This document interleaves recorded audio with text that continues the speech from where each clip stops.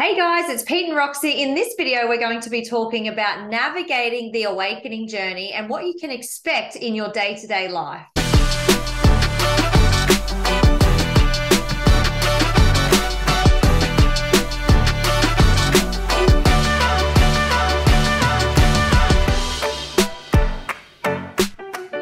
So for 2023, the awakening process is shifting and changing as the energy and we ourselves shift and change. Certainly nothing is static. And a lot of you light workers, a lot of the way showers are feeling like something's coming, right? We're in a holding pattern.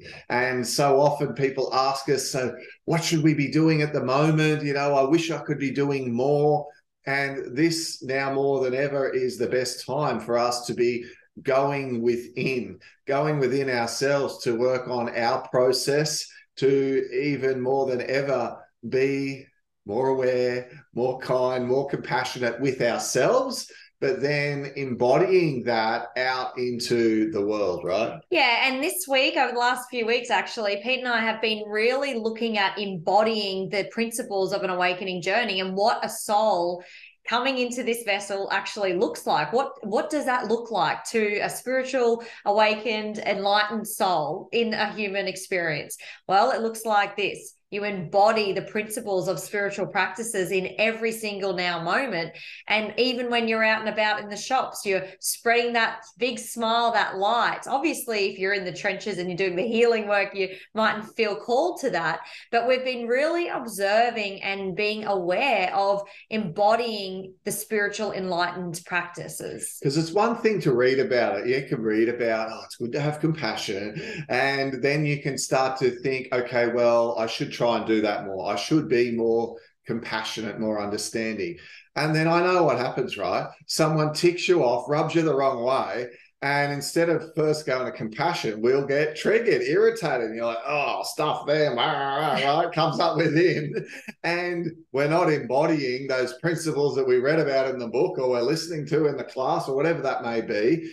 However, over time, what we notice is the time that it takes to be aware of the fact that we're not embodying the principle gets shorter. In other words, when someone betrays you or does something behind your back, they might be backstabbing or gossiping or whatever. Before awakening, you might hold a grudge with someone in the family or something like that for like a month, maybe longer, but you get the idea. You're holding on to it for quite a while. As you learn about these principles and you work on yourself, the next time that happens, it might only be a couple of weeks that you hang on for it and then you get over it. And then you work on it more and you go, wow, I really should be more understanding and compassionate because they're unhealed. They've got their own issues. They triggered me, but I reacted. So you're getting it down to days and then you get it down to hours. And I'm sure some of you now notice getting treated a way which in the past may have really triggered you. However, now you just realize it's not yours, it's theirs. They're the one with the issue. And it can be in a matter of minutes. You have identified the emotion, moved through it. You've certainly become aware of it. And then you've moved through that process and gone into already kindness, compassion, empathy, understanding. So that's what we mean by embodiment. And that's really the key.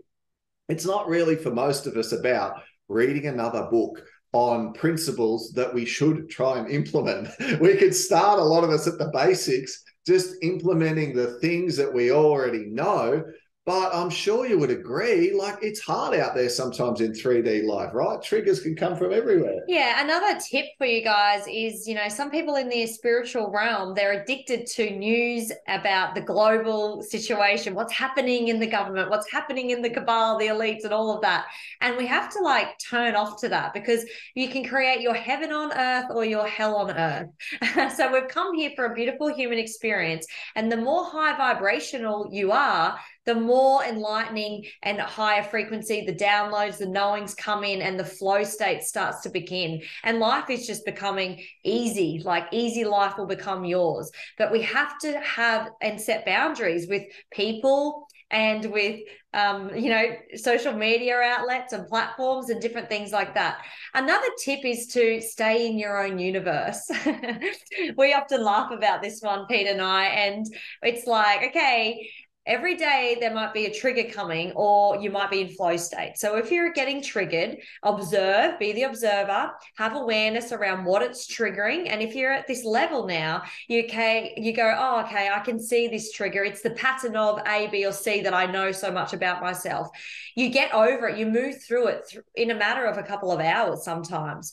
But instead of blaming someone else for it, you use that as the infinite creator helping you grow and expand in that now moment. Everyone is running their own universe. Everyone's in their own hologram, and everything is happening for you to grow, not for anybody else, only you. So guys, if you're enjoying this video so far, I'd really appreciate it if you could help us spread the word by, if you enjoy it, give it a little like, or maybe share it with someone else who might be interested in this sort of thing or going through these challenges. And of course, it really helps the channel if you subscribe as well, because we're all in this together. And while we all need to mix with one another in this amazing matrix of life, really everything that goes on in this world around us, it's all about you, right? It's actually all about us. And our whole way through life, we often get told it's not all about you all the time, until you really grow up and realize, you know what? It's all about you. So whenever something doesn't go in flow, you've got an opportunity to decide what meaning you're going to give that, whether you're going to let it be the worst day of your life or the best day of your life. When something unexpected happens, even if another person is to blame, they are behaving completely unreasonably, they are doing something which really could trigger you. When you're in the state where you respond rather than react, you keep all of your power. And through response, you realize, well, this has gone wrong. This is unfortunate. Even the most seemingly random things we assign meaning to. Like if you say you got a flat tire and you're on the side of the road, you could decide in that moment that perhaps there is something positive that's going to come out of this event for you. It happened to me recently, and it turned into the most unexpected string of events that turned out to be one of the most interesting and amazing days, starting with a flat tire. So we've all got this ability to be able to assign meanings to different events. So when someone is unreasonable or an unexpected event happens in your life, you attracted it. Yeah. We attract those things into our life because there might be an opportunity for us to demonstrate how we've worked through a principle, or we might be in the process of working through an emotion, and there's the opportunity in that moment to either react or respond. And the more we learn to become the observer and respond versus react, the more your heart opens. So the more you can go to kindness, compassion, empathy, understanding, expressing love, and then we're more in tune with our soul song and who we really are. Yeah, and I never used to like surprises back in the day. I didn't like magic or surprises, and I've learned to love them because that's spontaneous action in every single day. I'm like wondering, okay, what's today going to bring? And I look forward to the journey in my everyday and now moment, because there is gifts in every part of your day. If you have the eyes and the consciousness to see it and be open to spontaneous action and events happening in your life, because one thing is going to lead to another. You just got to keep following those beautiful threads that the divine is dropping in front of you. Use the synchronicities in your day to find the way, and just absolutely love the mystery of the journey. That's my advice to you all. But if you like this video, please give it a thumbs up. We'd love to hear your spontaneous actions and journeys in the comments below if you've got any to share, and we'll see you again really soon. Bye, guys.